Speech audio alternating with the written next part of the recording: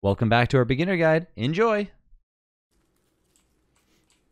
On day 3, at the beginning of day 3, we're all going to kind of team up and we're going to pick a spot on the map that we want to start building. One thing that you're going to need to make sure that you have is 1 piece of gold and 4 logs if possible. That'll get you your basic science machine that'll kind of get you going in the game. Another thing you're going to want to try to get as well too is as much grass as possible, but I would say before getting grass, get yourself some rocks. If you have a chance and don't starve together as well too, instead of building an axe first, you're going to want to try to build yourself a pickaxe.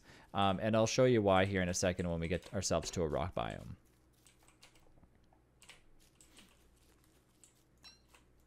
Seeds can be pretty much eaten at any time. They get dropped pretty much on, I don't know if every few seconds or so, but it's pretty often, so you don't have to be too scarce with seeds. Berries and carrots, I would tend to keep those in your inventory as long as possible.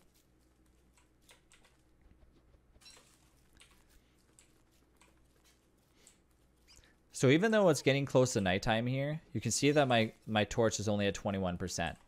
There's going to be a few ways that we can kind of get past this, and one of those is going to be to burn up a tree. As you can see, Rob is actually burning up a tree right now. This is going to get us a few things. You might look at this and go, oh my god, you know, they're going to burn down the forest. This is not good. You know, as long as you're not standing too close to the fire, you're okay. But 2 good things are going to come out of this. 1, it's going to give you light. I usually suggest doing this at nighttime on day 2.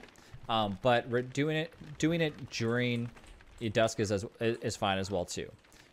So as soon as this happens, the trees are going to take their time. They're going to slowly burn up and they're going to turn into a burnt tree. And after the burnt tree is completely lit up, you can chop it down and get yourself charcoal. And charcoal is used in this game for making multiple different things. But one of the most important things in this game that it's used for is making a crock pot. And a crock pot is what gets you some of the most important recipes in the game, including meatballs, which we'll talk about when we get a chance to set up a base. So make sure you focus on getting all the elements. Stick with yourself getting a few torches. Make sure that you have the grass. Make sure you're consistently picking up as many flowers as you can. If you miss a few, it's okay. Remember to pick up as many berries. Try to avoid as many mobs. Try to get, I would say, if you can, a handful of rocks. Avoid maybe going for any night or early game, but we'll show you that when we can. I haven't had a chance to kind of get to a rock biome yet. So night's about to hit. I have 21% of my torch. That's not going to last long enough through the night. So we're going to also do what Rob just did, and we're going to burn up a tree. We're going to stay in here until night finishes, but another thing that I wanted to show you as well too is a wormhole. Wormholes are pretty useful. They'll basically teleport you to anywhere on the map that this wormhole goes to. You can get a mod that's called wormhole markers, but I don't really want to mention that right now. It's kind of like a different thing to get if you're feeling that you're confused as where different wormholes go. All it does is make this purple, and say there's another wormhole right here. This will make this one purple as well too. In the morning we'll go through it. Be careful though, wormholes reduce your sanity a little bit as well too. Not much, but if you find yourself going through a wormhole and then on the other side of the wormhole there's a mob that's trying to attack you, you're going to find yourself jumping right back through, then again reducing your sanity even further. Another thing to keep in mind too, is standing too close to a burning tree is going to force you to overheat. That's why you're going to hear that sizzling noise, and you're also going to notice that if there's trees that are next to each other, they're going to continue to burn and burn and burn and burn until the entire forest is on fire.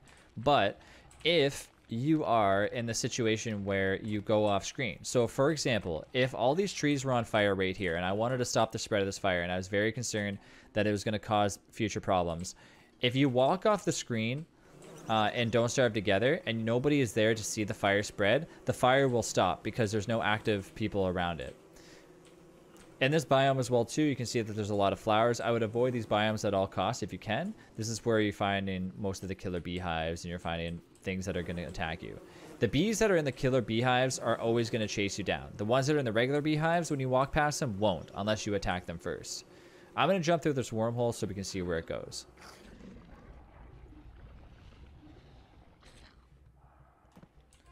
So we're not too far away, but we did have a chance to pass right through the beehives and go right back to over here, which is a good biome to be at for what we want to do. Thank you, Rob, for making us meatballs. So Rob is playing a character known as Worley. Worley just recently got shipped over from Shipwrecked, which is a single-player Don't Starve game that recently has been kind of migrating a little bit over to Don't Starve Together. Not the game itself, but a little bit of the content.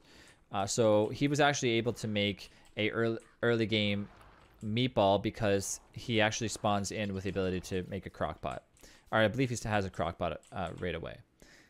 But we'll talk about the crockpot recipes when the time comes. But, I mean, thank you for the meatballs, though.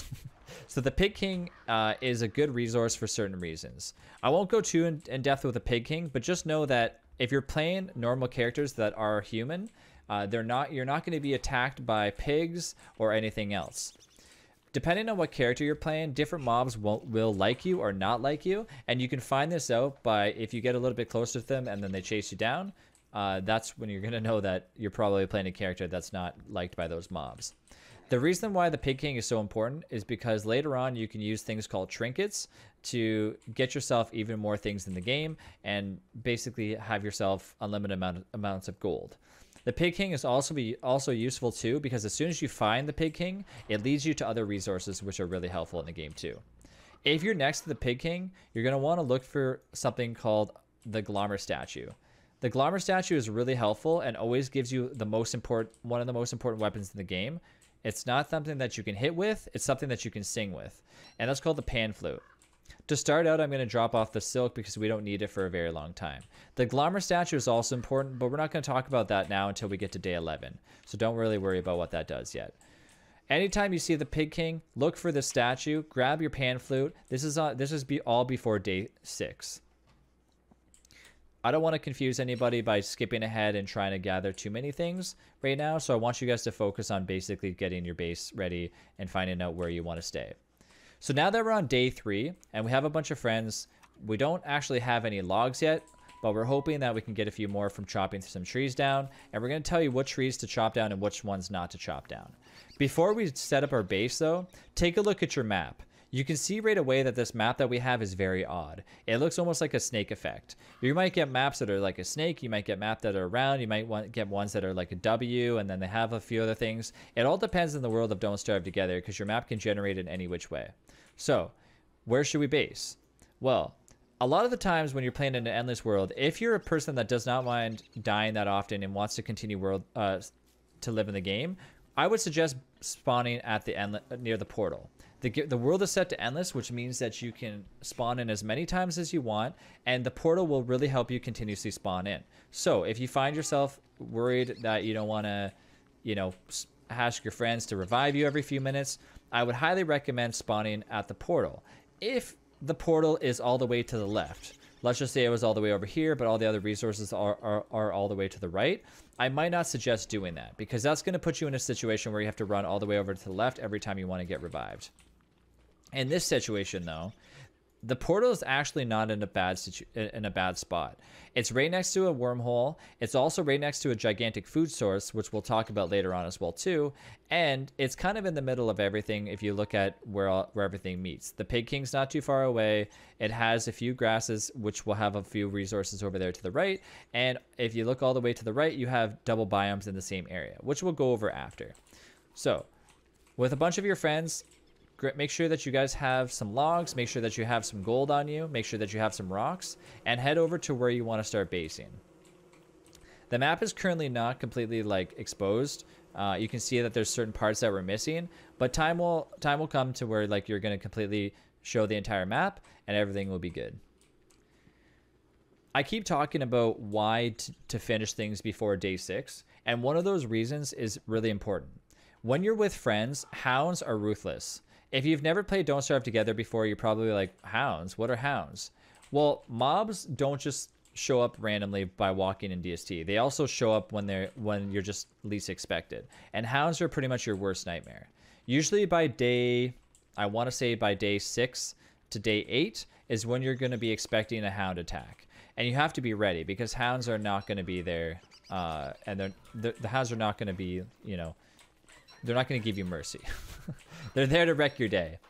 Walking along, you see these things called grass geckos. Now, grass geckos can be helpful. They can also be pretty annoying.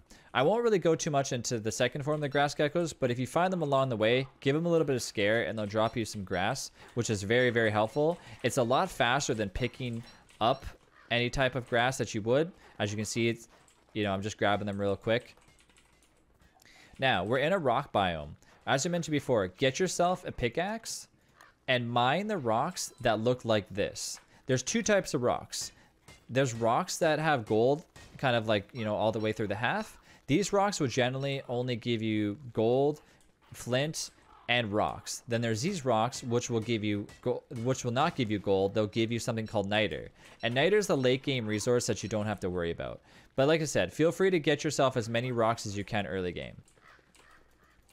Once you finally find where you're going to go, you're going to want to get yourself an axe as well too.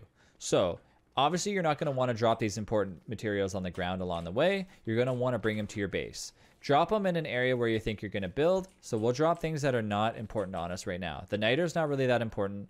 The cut stone's not going to be used for a few. And we're going to make ourselves an axe. Make yourself an axe by making sure that you have yourself 1 twig and 1 flint. And always make sure that you get your pickaxe first. Yeah, I'll go over that in a second as well too. So make sure that you get yourself a pickaxe because you're going to find yourself running out of flint pretty early in the game if you don't do so.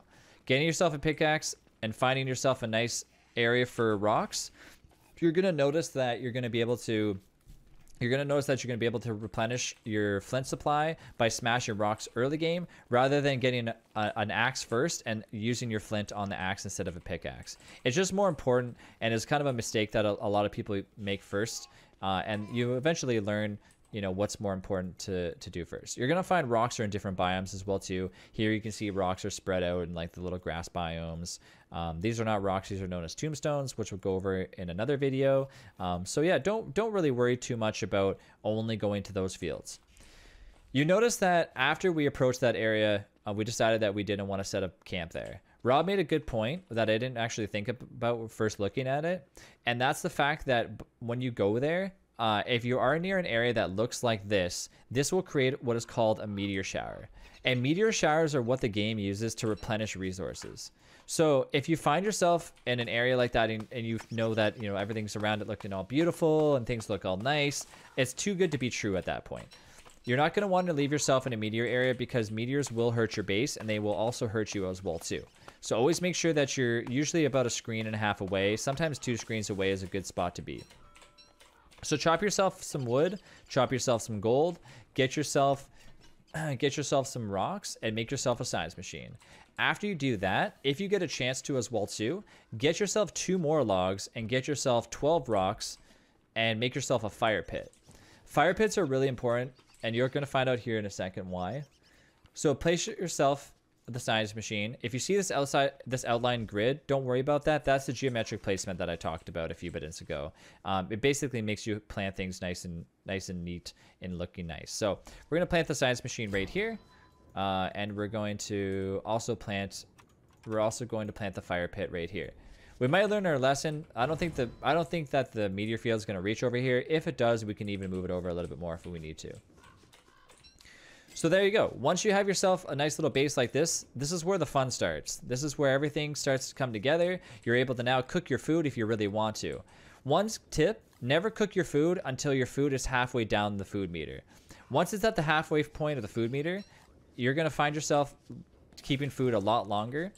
Chester, you can tell this is an in-game little character that you're going to find along the way. You find Chester with what is called an eye bone. Locating an eye bone around the map will help you get basically a portable chest, and that's why they call it Chester. And Chester has 9 spots which you can store things in. It's basically like a backpack that you don't have to make. All right, well, there it is, guys. So this is where we're going to set up camp. On the next video, we're going to show you what the next resources are to make and how to get ready for that hound attack that we're talking about. Before logging off, we're going to go ahead and we're going to cook ourselves. We're going to eat ourselves some more carrots, and we're going to keep the meatballs for an emergency. I'll tell you why after. Another thing that I always try to do, always make sure that your hunger is at half. Playing Wilson, his hunger doesn't matter as long as it's not at empty. If your hunger ever goes to empty, your HP is going to start to go down and you're going to have a bad day. But anyways, guys, we'll see you guys in the next video. Thanks again for watching this video. See you in the next one.